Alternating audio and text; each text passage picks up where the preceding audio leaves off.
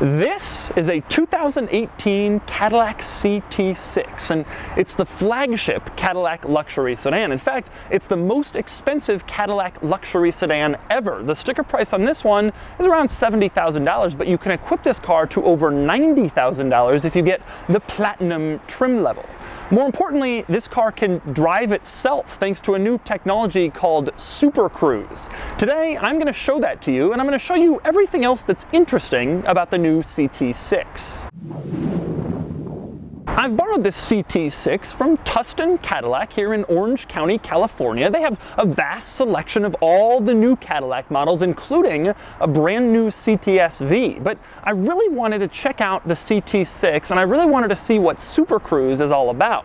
And so today, I'm going to do that. First, a little overview. Now, the CT6 is Cadillac's most impressive luxury sedan ever. It starts around $56,000, but like I mentioned before, you can equip it well over $90,000 if you get the Platinum model. The base engine is a 265 horsepower turbocharged 4-cylinder, but there are two optional engines. You can get a 335 horsepower V6 like this car has, or if you want more power, you can get a 404 horsepower twin turbo V6. This particular CT6 is a mid-range model, equipped how most people would equip it if they were actually buying it, to around $70,000. And it also has Super Cruise. Now, Cadillac says Super Cruise is the world's first hands-free highway driving system. So today I'm going to drive the CT6 and I'm going to test out Super Cruise and show you how it works. I'm also going to show you all the interesting quirks and cool features of the CT6, and then I'm going to give it a Doug score. And for more of my thoughts on the CT6, click the link below to visit autotrader.com/oversteer, where I've also compiled a list of some weird low-mileage older Cadillacs that are currently listed for sale on AutoTrader. Right now, on to Super Cruise.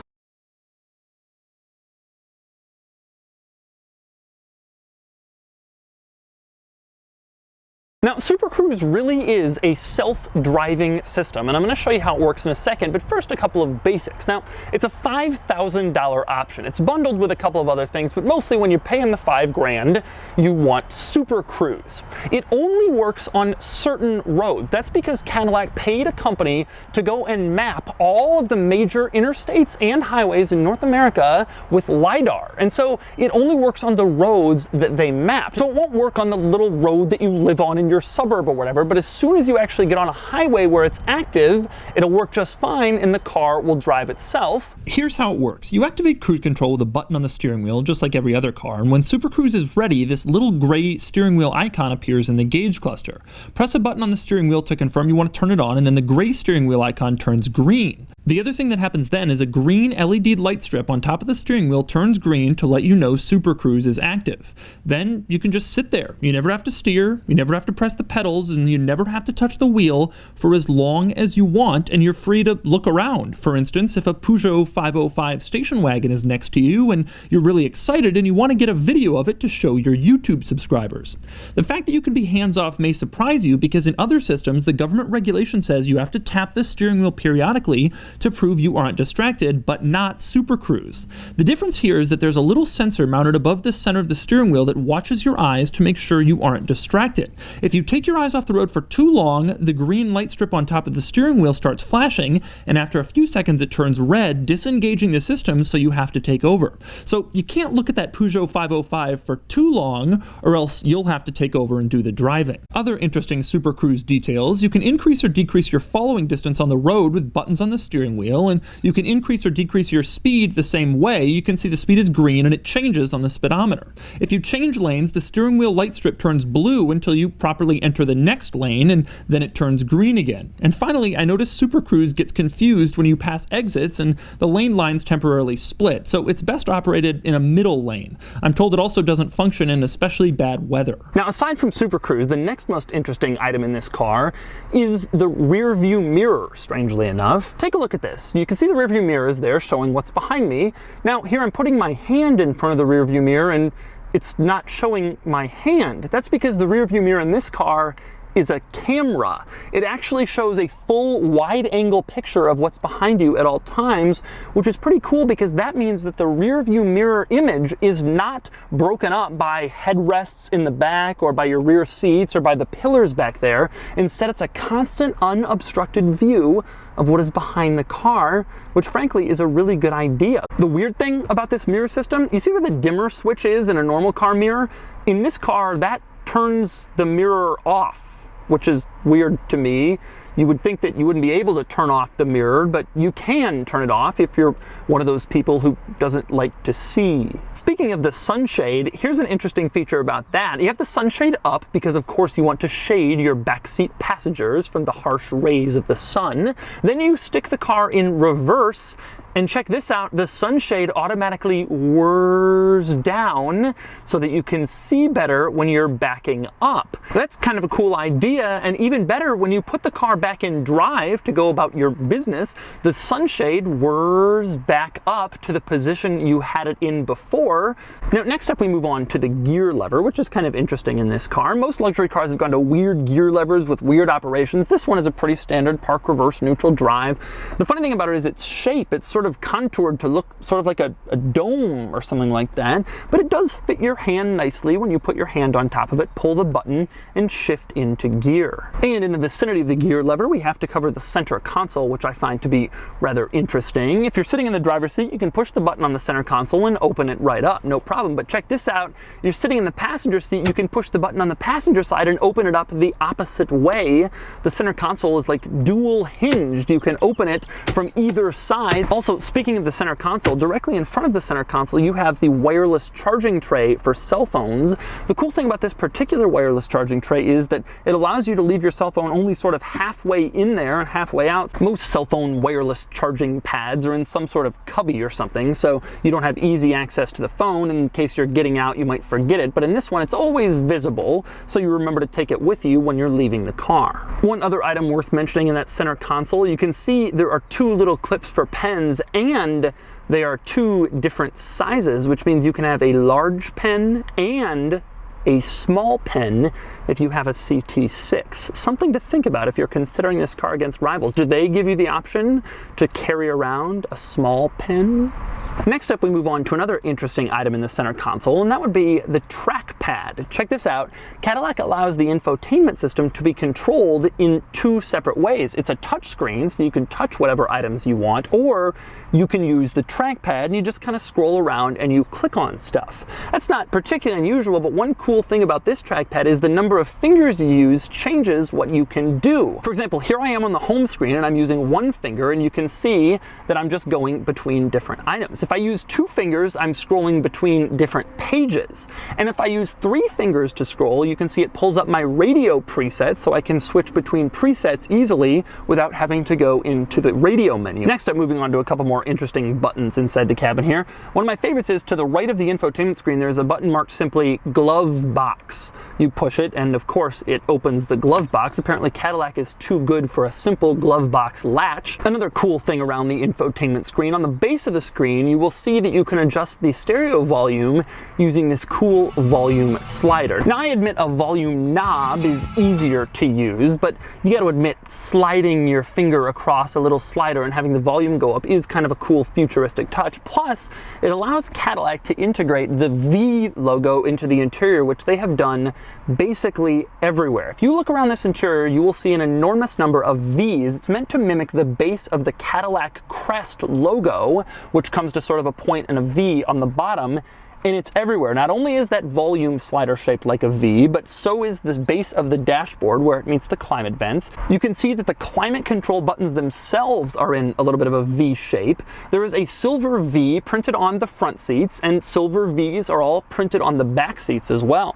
The top of the gear lever comes to a little V-shaped point at the bottom. In the middle of the steering wheel, it comes to sort of a V shape in the center below the Cadillac logo. The base of the seats themselves makes sort of a little V at the bottom, and I'm sure I'm missing dozens of other V examples in this car that all sort of remind you that you're in a Cadillac. A couple of other interesting things inside the car. At the end of the windshield wiper stalk, you see a little silver button there, and then there's a diagram that shows like a camera and water and an arrow. Well, it turns out if you press that, it actually washes the backup camera for you. So if you get some debris on your backup camera, instead of going out there with a little towel and cleaning it off yourself, you press that button and the backup camera washer comes on and automatically washes the backup camera for you, so you don't have to dirty your rags cleaning your backup camera. Also interesting, there's a little button to the left of the steering wheel marked Info. That button controls the heads-up display. Like so many cars,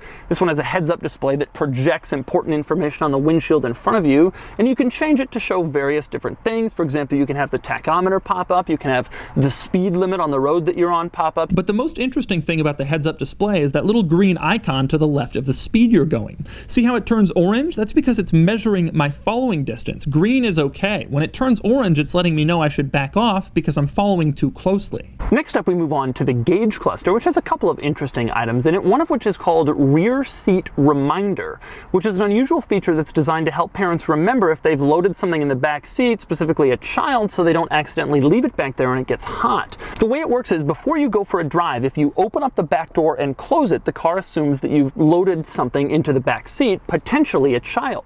You drive to your destination and turn off the car, and a little reminder will show on your gauge cluster telling you to check your rear seat. That way you can't possibly forget a child in the back seat, because it shows right in the gauge cluster that you should check the rear seat before you walk away. Now, speaking of the gauge cluster, as you can see, you can scroll through various different items in the gauge cluster and get all sorts of information. It shows you your fuel economy, for example, your direction of travel, your phone, your music. It also shows you blank page. That's my favorite one. If you just have so much information that you're getting overloaded, you can go to blank page and then nothing will show up in your gauge cluster, so your whole world can be a little bit less complicated. Other cool things in the gauge cluster, take a look at the tachometer needle. It's not really a needle. Instead, it's like a little blue mark that just sort of increases as your revs increase. That is a really cool way to display your engine revs. In fact, that's one of the coolest tachometer needle displays that I've ever seen. Another cool feature in this car, it has a night vision system. A few high-end luxury cars have that.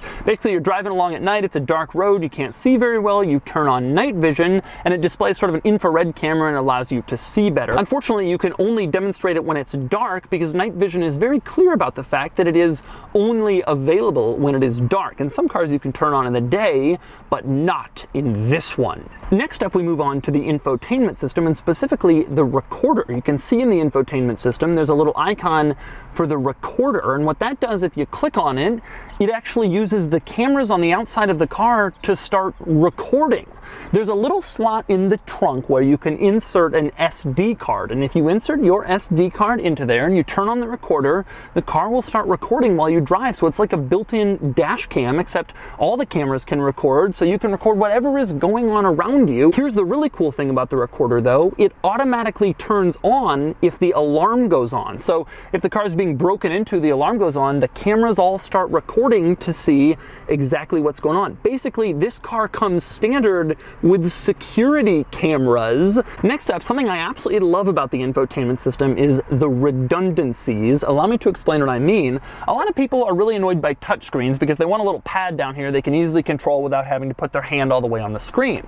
A lot of people are annoyed by the little pad because they like touchscreens. And a lot of people want standard traditional buttons. So Cadillac was like, screw you people, we're giving you all three. Take a look at the climate controls. If you go into the climate controls, you can go into the touchscreen and adjust the temperature. Or you can use the actual physical climate control buttons in the middle in the center control stack, and you can adjust the temperature. Or you can use the trackpad down in the center console, and you can scroll over in the touchscreen and you can adjust the temperature. And Cadillac figures if they give you all three options, now you can't complain because you can do it however you feel is easiest. And next up, another interesting item in the infotainment system. If you click on current location, it brings up your coordinates, your exact coordinates, latitude, longitude, degree, minute, precisely where you are, but it also brings up the nearest hospital, police station, fuel, and service station. And here's the crazy part. If you click on hospital hospital, for example, it actually plugs it in as a navigation system destination, and then it sends you to the nearest hospital wherever it is. Now, next up, there's a little icon in the infotainment system for traffic. If you click on it, it will show all of the traffic congestion around you. It'll show if there's an accident nearby, it'll show if there's a backup nearby, road construction, whatever.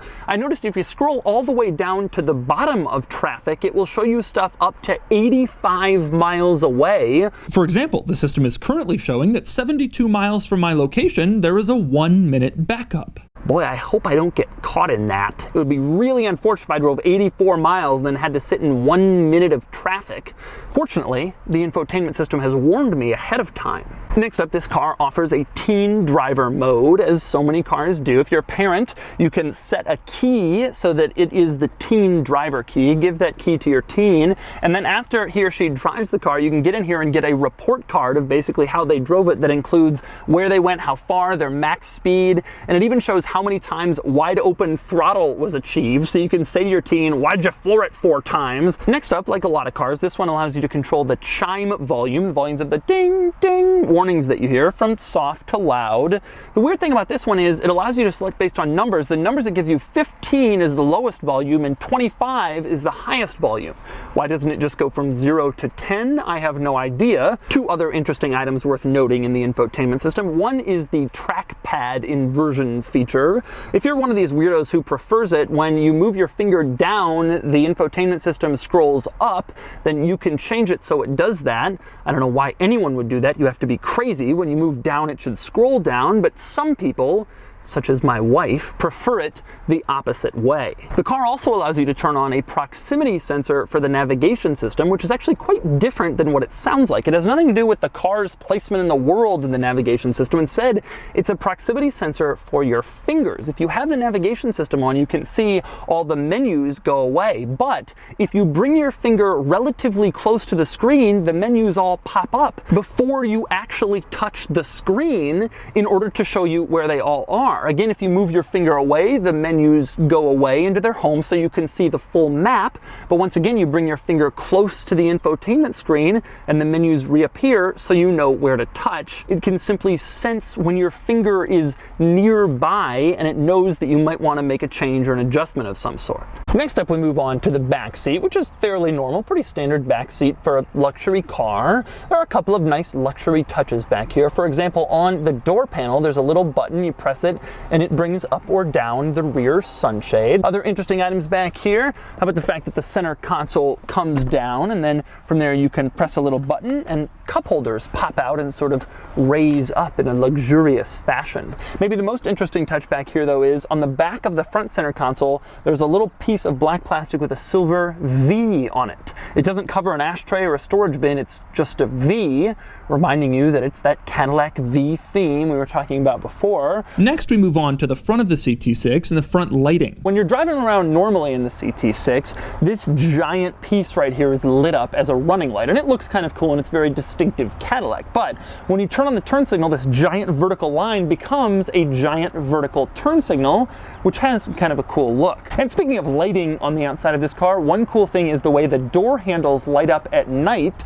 Take a look at this. You can approach the car and they light up and they have this nice look to them, so you know where the door handles are, but also so you look a little cooler in the evenings in your parking lot. Next up, we move under the hood of the CT6. One interesting item under here is that the hood struts are in the middle of the engine bay. I've never seen this before. Typically, they're located on the very sides to allow you easy access to work under the hood, but in this car, they're in the middle. I'm sure there are other cars out there that are like this, but I can't recall actually seeing one. Another interesting thing you'll see under the hood is that there's room under here. Something larger could go under here. And in fact, that's exactly what's happening. Cadillac has already announced that there is a CT6 V-Sport model coming with a twin-turbo V8 that should make 550 horsepower and 627 pound-feet of torque, which is quite a bit. And so those are the quirks and features of the CT6 and a demonstration of Super Cruise. Now it's time to see how this car drives when it isn't driving itself. All right, driving the CT6. Ooh, the seatbelt just tightened around me. The interior is really nice. It's surprisingly, in the materials seem nice. Everything seems nice to touch. There aren't any blank switches or anything like that. It seems like a nice place to be. Pulling out on the road, it's very serene. It feels very nice. reasonably quick. Obviously, this is the middle level engine in this car, but it's not really about performance. This car isn't particularly designed to be like a high performance car. The transmission is very, very smooth. You can't feel the shifts at all. And you can't hear much. The engine is very muted. This is really intended to be like an old school luxury car, like the traditional true luxury. This car really is very serene. It feels very, very nice. Very luxurious. The seat is very comfortable. In fact, in terms of serenity, I have to say that I think it feels like a little bit more luxurious, more serene than the Genesis G90 that I filmed, which is a very close competitor to this car in terms of price point, size, etc. The seat is very comfortable. Visibility seems good. The mirrors are nice. They're small, but they're nice and wide, so you have a pretty good view behind you. And of course, this mirror, I can see everything. I can read the license plate of the guy behind me and the guy next to me. I will say this is the first car I've actually driven with this mirror, this camera mirror thing, and it's disorienting at first. You look back there thinking, oh, I'm just going to look at a mirror, and actually your eyes have to almost adjust to the fact that you're actually looking at a camera. All right, we'll see. Accelerate here. Yeah, it feels reasonably quick. I mean, it's not tremendously fast. This is no sports car, and it's not really intended to be. And you could step up to the twin-turbo V6 if you wanted more power. It's another 70 horses. But that's sort of missing the point of the CT6, in my opinion. It's supposed to be sort of a nice luxury cruiser, and it really does kind of feel like that. I'm just going 50 now down the street straight, and it feels like a nice place to spend time. You could really just sort of sit here and enjoy yourself, and you could sit here and enjoy yourself without your hands on the wheel if that's what you want. In terms of steering, you can tell that the steering feel it's not vague, I wouldn't call it vague, but it's very light. The intent is to make it feel like a luxury car. Yeah, the handling seems fine. The car doesn't really body roll that much, but, you know, it's not a sports car. It just feels like a very smooth and nice luxury car, and that's sort of the intent. The transmission is very smooth, the ride quality is very smooth. It feels like the type of vehicle you could just sit in and spend a lot of time in. And so that's the Cadillac CT6. This is an excellent luxury sedan, but it's competing in a world of SUVs. Buyers want more, and Cadillac is making more. They have the new XT4 coming out this fall, which will join the Escalade and the XT5, which they already make. Still, if you're looking for a traditional full-size luxury sedan, this should definitely be on your shopping list, especially if you're on the highway a lot, because then you can just super cruise around and watch my videos. I mean, look at the road. You have to look at the road. Yeah. Anyway, now it's time to give this a Doug score. Starting with the weekend categories and styling, the CT6 looks nice, but maybe a bit dull, not really bold or exciting, and it gets a 6 out of 10. Acceleration, the CT6 with this engine does 0 to 60 in 5.9 seconds, which gives it a 4 out of 10. Handling is fine, secure with light steering, average but no better, which is totally fine for a car like this, and it gets a 5 out of 10. Fun factor is low. The CT6 is nice, it's comfortable, it's luxurious, but it's hardly fun. It's reasonably quick, and Super Cruise is fun to play with, so it gets a 4 out of 10. Cool factor is low. It's cool because it's a new luxury car, but otherwise it's not especially, and it gets a 4 out of 10 for a total weekend score of 23 out of 50. Next up, we have the daily categories. Starting with features, the CT6 is amazing, loaded with some truly impressive stuff, but Super Cruise's restriction to mapped roads is a hindrance. If Super Cruise worked in more places, I'd give this car a 10, but instead it falls just short, and it gets a 9 out of 10. Comfort is excellent, just shy of the very best, and it gets an 8 out of 10. Quality is excellent, again just shy of the very best, and it gets an 8 out of 10.